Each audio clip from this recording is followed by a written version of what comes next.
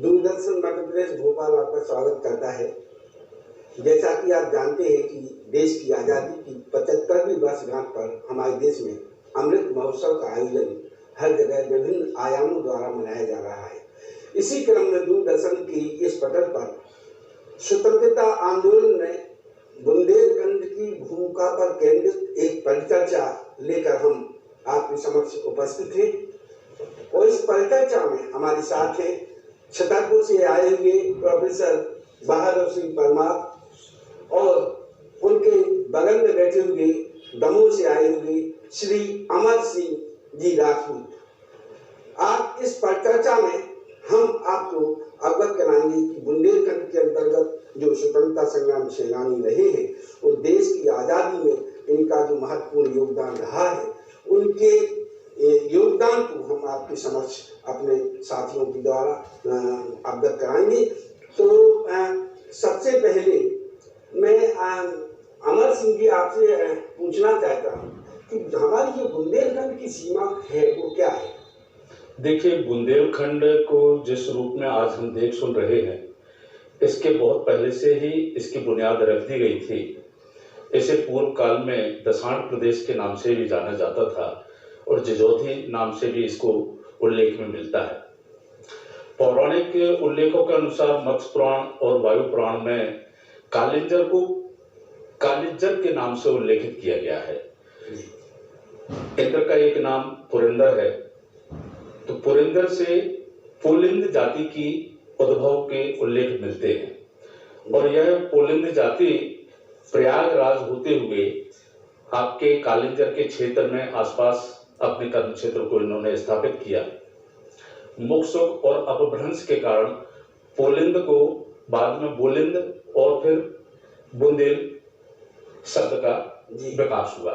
इस तरह से एक उल्लेख मिलता है। और एक मान्यता के अनुसार हेमकरण जो गहरवार क्षत्रिय थे, अपने निष्कासन प्रभाव को खत्म करने के लिए उन्होंने अपने पुरोहित की सलाह से मां विंध्यवासिनी की उपासना किया और उनको पंचम विंध्येला के नाम से संबोधन प्राप्त हुआ। तो उन्होंने एक सशक्त बुंदेलखंड राज्य की स्थापना किया।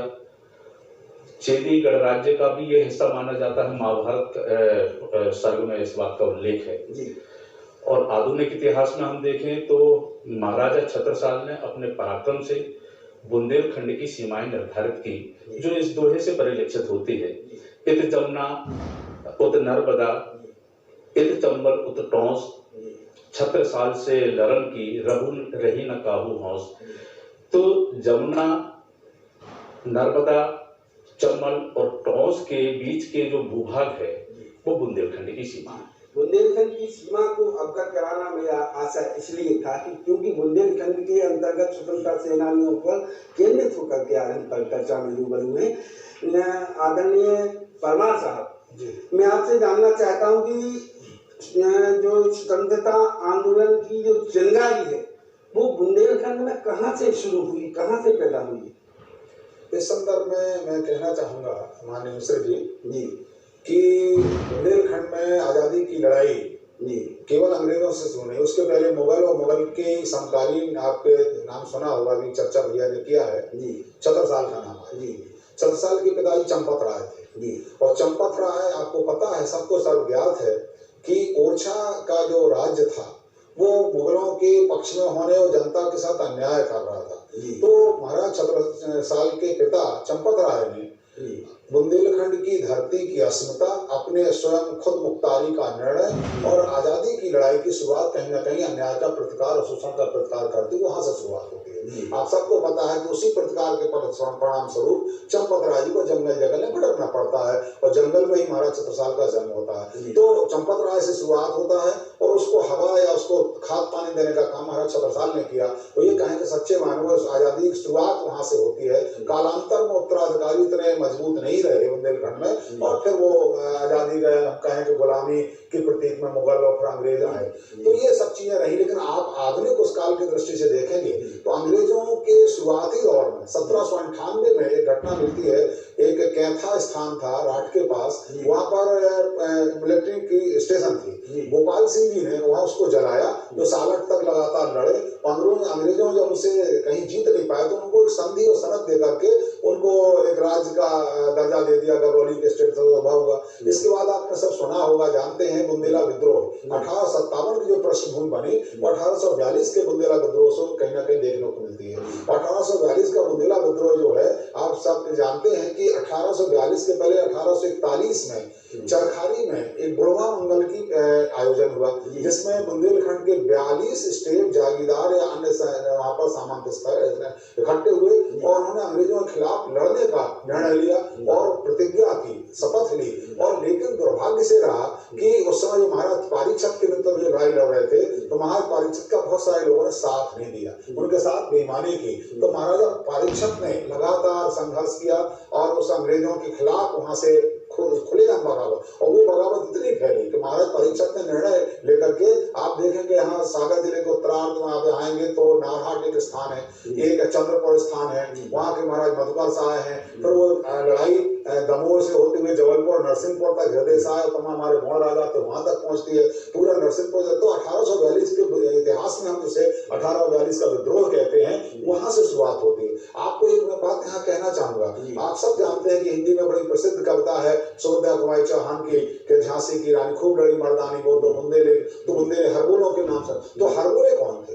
हरबोले उस कालखंड के लोक कवि थे। वो महाराज पारीक्षत की जो लड़ाई की जो चेतना थी, मिट्टी का जो प्रेम था, गांव-गांव में पहुंचाने का वो हरबोलों ने किया था। तो उन हरबोलों से पूरी 1842 के माध्यम से जो 1857 की लड़ाई, आजादी की लड़ाई, पहली लड़ाई मानते हैं इतिहास का, वो सारी चीजें पृष्ठभूमि वहां से हमें देखने को मिलती है। निश्चित तौर से आपने जो बताया परमान साहब, 18 से 42 में देश की आजादी के लिए सबसे पहला प्रस्ताव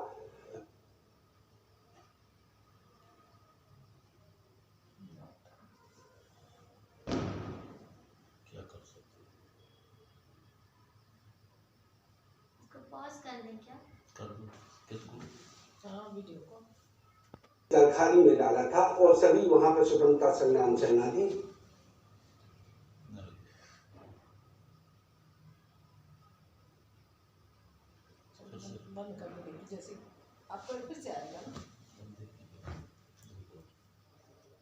जिन्होंने देश की आजादी के लिए सभी ने संकल्प लिया था कि मुझे देश आजाद करना है,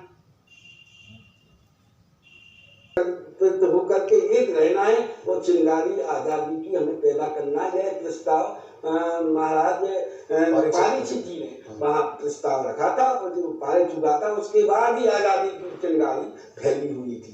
मैं आपसे ये जानना चाहता हूँ कि जो विद्रोह हुआ बुंदेला विद्रोह, इस बुंदेला विद्रोह के जो प्रमुख व्यक्ति थे वो कौन कौन थे? उसमें महाराज पारीक्षत का नाम सर्वोपरि है जी। उसके अलावा मधुकर साय हैं। पारीक्षत महाराज का इसलिए कि महाराज पारीक्षत ने लगातार जीवन भर संघर्ष किया। उनका अंग्रेज उनके पीछे पड़ गए थे, बहुत सारे राजा महाराजाओं ने साथ नहीं दिया और अंत में उनको गिरफ्तार किया जाता। लेकिन गिरफ्तारी के पहले उनकी महारानी जो जंगल में भटक रही थी, छतरपुर जिले के अलीपुरा के पास एक स्थान है जोरन के जंगल में एक गढ़ी थी, जो उस गढ़ी में नहीं लगा था, उसमें पूजा कर रहे थे तो अंग्रेजों से घिर गए। तो महारानी ने उस वहां पर जो बारूद का ढेर था उसमें स्वयं आग लगा करके उसको जला दिया था, नष्ट कर दिया था। इस तरह से बाद में उनका गिरफ्तार किया था, परेशानी होती है। ये सारी चीजें हमको बुंदेलखंड उस कालखंड में देखने को मिलती है जी। तो पारीक्षत के साथ साथ महाराज मधुकर साहब, चंद्रपुर के और महाराज जो हमारे तमाम हृदय साय, शंकर साय, रघुनाथ साय, ये तमाम जो हमारे जो आदिवासी अंचल के जिन्हें गौड़ जनजाति कहते हैं, उनका पूरा सहयोग 1857 में और नरसिंहपुर का इलाके के पूरे हमारे लोधी जो समुदाय के लोग थे, जमींदारों तमाम लोगों ने सहयोग करके जो पूरा 1842 का लड़ाई लड़ी। इसके संदर्भ में एक बात मैं यहाँ कहना चाहूंगा, एक महत्वपूर्ण पारीक्षत को कटक करके नाम से आपको मिलेगा, परीक्षित का रायसो, वो रायसो में पूरे का ये लोक में जो पहुंचने का काम है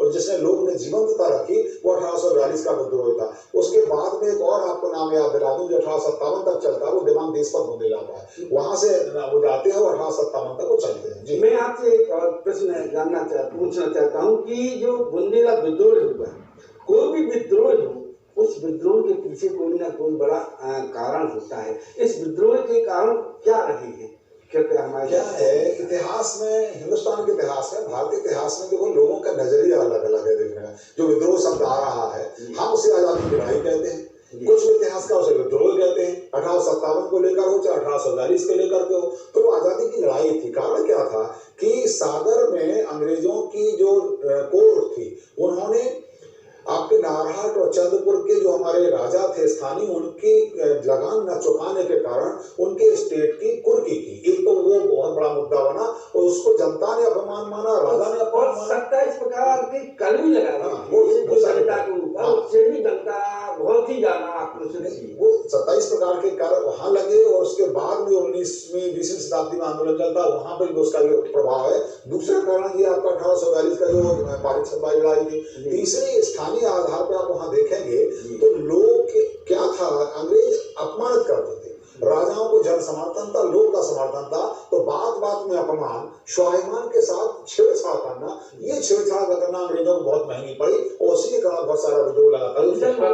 उसका कारण ये भी रहा कि जो बुंदेलखंड का क्षेत्र है वो मान सम्मान और स्वाभिमान को जीने वाला क्षेत्र है, और आजादी के प्रति या अपने स्वाभिमान के प्रति जो चेतना है इसके अंतः में रची बसी हुई है। और जरा सा भी इस तरह की चोट हुई तो वो विद्रोह कहें या आजादी की हुंकार कहें, इस रूप में प्रकट हुई। उसके साथ बहुत ही शोषण भी हुआ बुंदेलखंड क्षेत्र में।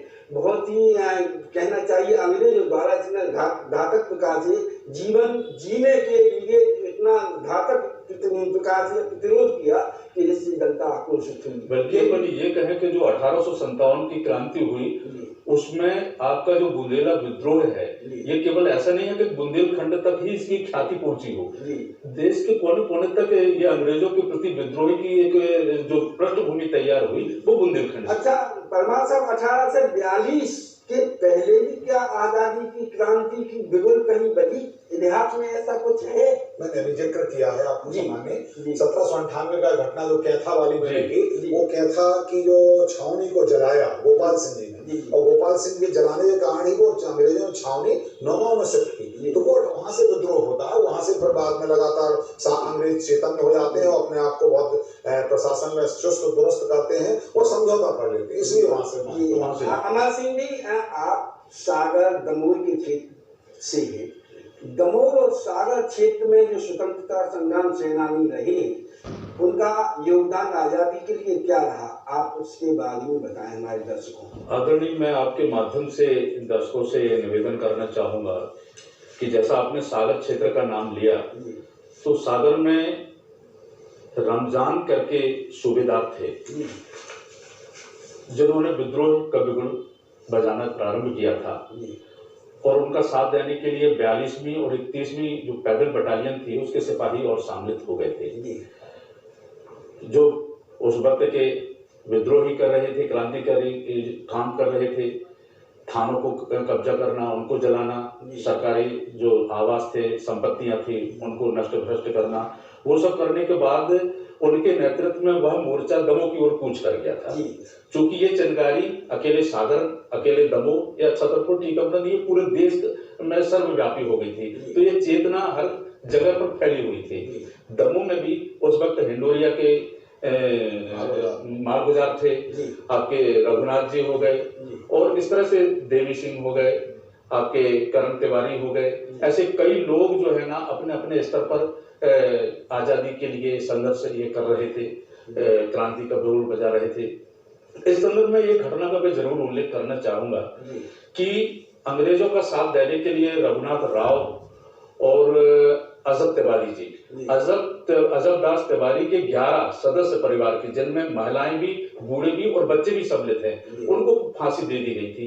तो ये जो अत्याचार 1857 की क्रांति को दबाने में अंग्रेजों ने किया, मैं समझता हूं ये मूल पृष्ठभूमि तैयार हुई जो 1947 में हम लोगों के लिए प्राप्त हुई प्रतिफल के रूप में। इतिहास में ये भी है कि आपके दमोह जबलपुर क्षेत्र के कुछ जो अंग्रेज अधिकारी थे, उनको आपके यहाँ के सेनानियों ने मारा, उसका कुछ आप दृष्टांत देंगे क्या? बिल्कुल बिल्कुल, ये जुलाई 31 की बात है, सन 1931 में। उस वक्त गांधी जी के आह्वान पर बहुत बड़े आंदोलन चल रहे थे, वही दूसरी ओर हमारे जो गरम दल के क्रांतिकारी थे वो भी जनमानस को उद्वेलित कर रहे थे। तो हुआ ये कि मैं विशेष रूप से उल्लेख करना चाहूंगा जसवंत सिंह जी का, जो उम्र में 22 साल के थे और रेलवे में एक कर्मचारी थे, भुसावल में वो पोस्टेड चल रहे थे। तो उनके भी दिलो दिमाग में था कि कुछ हम अलग करेंगे, कुछ हम ऐसा करेंगे जो आजादी की इस चिंगारी को बारूद और आगे दावन में बनाने में सहयोगी बने। उन्होंने अपने मित्र देवनारायण तिवारी और एक राव करके थे, उनका सहयोग लेके उन्होंने भुसावल में पंजाब मेल में अपने आप को जो है ना अंदर पहुंचाया कूच में। उनकी प्लानिंग ये थी, उनको मालूम चल गया था कि यहाँ पर अंग्रेज अफसर जा रहे हैं। तो जैसे ही वो कोच के अंदर पहुंचे तो अंग्रेजों के साथ में शिकारी कुत्ता था, उसने भौंकना चालू कर दिया। तो देव नारायण ने, उसके पास ज्यादा हथियार नहीं थे, कटार थी, चाकू थे, उस कुत्ते का गला रेत दिया। तो वहां लेफ्टिनेंट सज्जर करके थे, उनकी नींद खुली, उन्होंने पिस्टल से देव नारायण के ऊपर आक्रमण करना चाहा। तब जसवंत सिंह ने देख लिया और मौका पाके उनके लिए उन्होंने हमला किया और चाकू से ही इतने बार किए कि उनका वहीं पर काम तमाम हो गया। उनके साथी एक और शरीर करके अंग्रेज अफसर थे, देवनारायण ने उनको कवर किया और हालत ये हुई कि एक अंग्रेज अधिकारी खत्म हुआ। ये लोग बाद में पकड़े गए, जौलपुर बैरक में बंद रहे। आज भी जौलपुर बैरक में एक बैरक का नाम जसवंत सिंह के नाम पर है और बाद में नागपुर में इनको फांसी दी गई। लेकिन इस घटना ने पूरे राष्ट्रीय मानचित्र पर क्रांतिकारियों के लिए एक नई ऊर्जा का सूत्रपात किया कि, और अंग्रेजों को दहलाने के लिए ये घटना बहुत बड़ी घटना थी कि अंग्रेज के सेना के अधिकारी सुरक्षित नहीं है, वो ट्रेन में सफर कर रहे, कोच में सुरक्षित नहीं है। तो ये दबों के लिए बहुत बड़ी घटना हुई थी क्रांतिकारियों के लिए।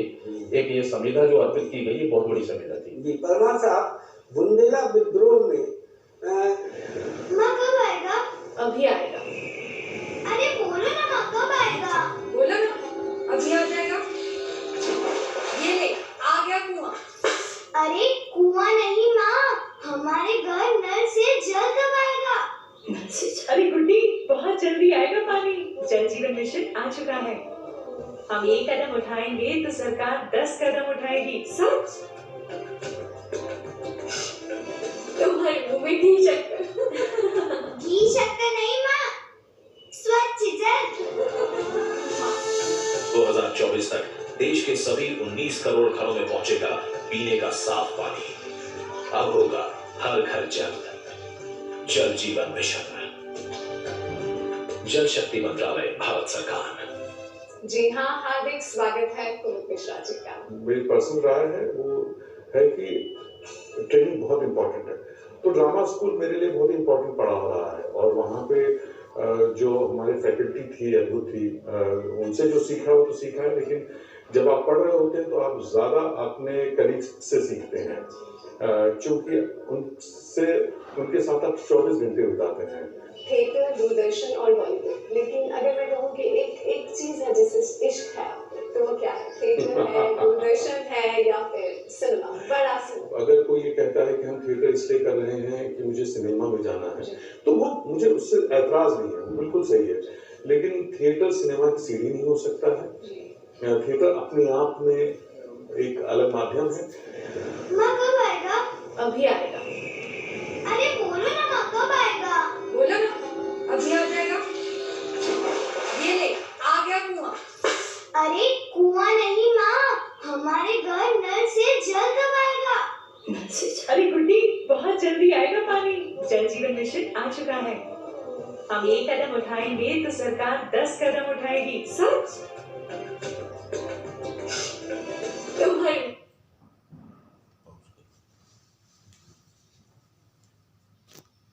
घी शक्कर नहीं माँ, स्वच्छ जल।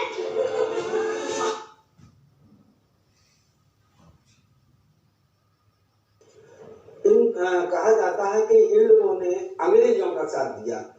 क्यों दिया? क्या आप संबंध में बताएंगे?